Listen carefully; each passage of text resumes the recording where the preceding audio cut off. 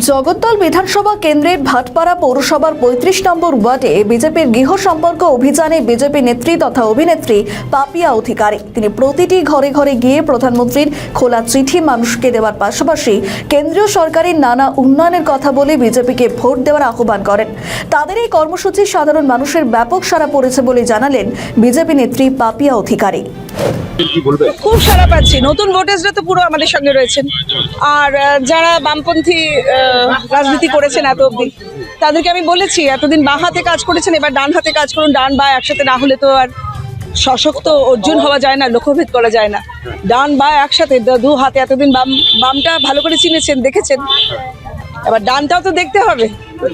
তো ভালো করে দেখে আমিও তাই ছিলাম, কিন্তু আমি ডানপন্থীতে আমি মোদিজির সমস্ত স্কিমে অত্যন্ত আপ্লুত এবং দেখছি সারা ভারতবর্ষ, আমেরিকা ভয় পাচ্ছে, চীন সমঝে চলছে, সমস্ত পৃথিবী স্যালুট করছে মোদিজিকে। তার সঙ্গে থাকবো নাকি এইসব ভুল ভাল মিথ্যে কথা বলা, ভুল ভাল শ্লোক উচ্চারণ, ভুল ভাল মানুষকে বোঝানো, মুসলমানদের মেরুকরণ করা, এইসবই বিশ্বাস করব। আর সোজা প্রশ্ন আপনাদের ছুড়ে দিলাম, ঠিক আছে? মুসলমান তোষণ করলেই কিন্তু এখানে থাকা যায় না, মুসলমানদের জন্যও তো আগে কিছু করতে হবে। এই দেখুন মন কি বাতে একই কথা বলে যাচ্ছেন, সশক্তিকরণ। মিস্টার মোদি বলে যাচ্ছেন সশক্তিকরণ করতে হবে, ছেলে মেয়ে নারী বাচ্চা সবাইকে।